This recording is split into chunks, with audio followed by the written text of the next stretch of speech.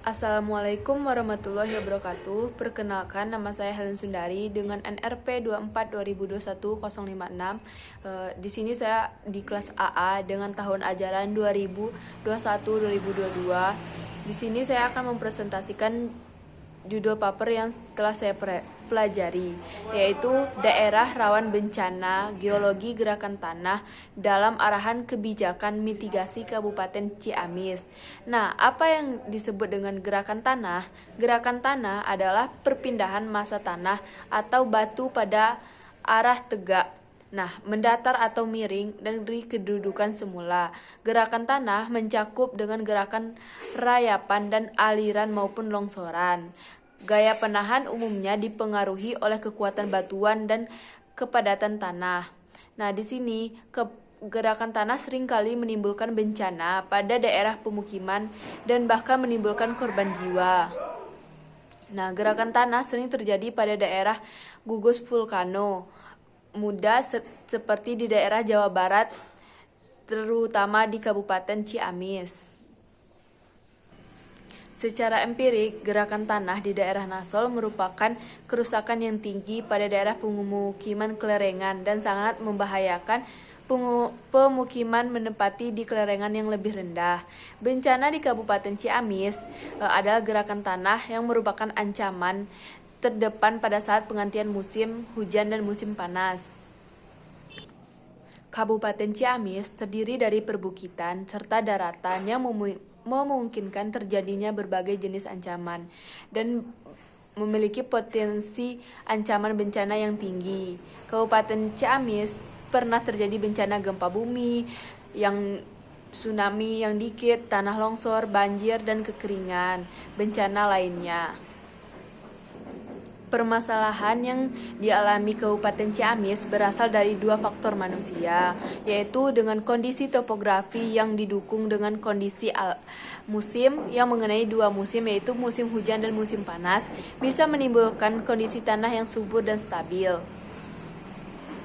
Berdasarkan kondisi wilayah, Kabupaten Ciamis merupakan daerah yang rawan terhadap ancaman bencana tanah longsor.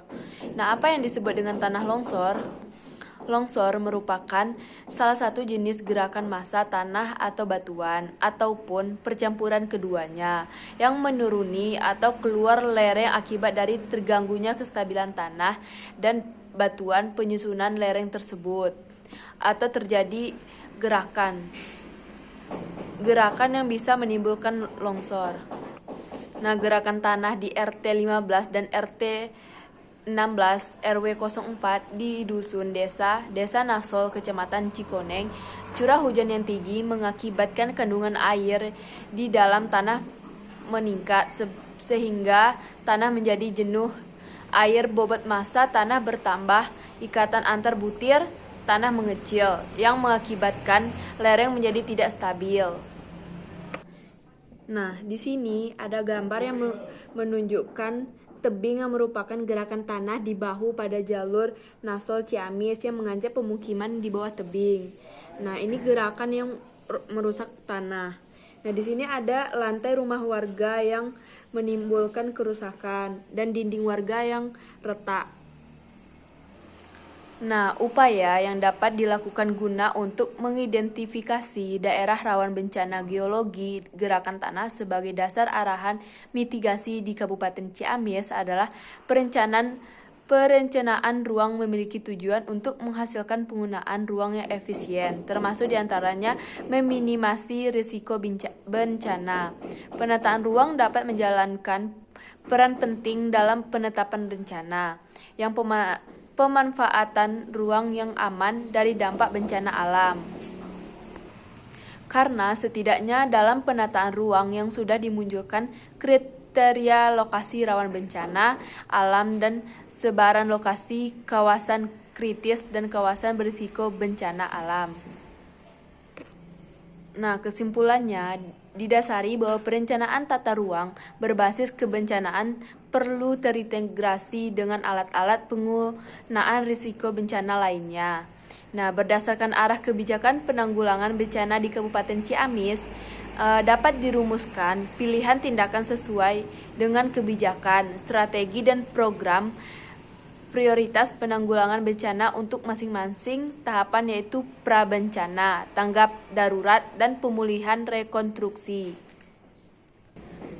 Pada akhirnya, semua upaya yang dilakukan untuk menanggulangi bencana longsor tidak akan dapat berjalan efektif jika mengabaikan komponen masyarakat sebagai subjek maupun objek bencana.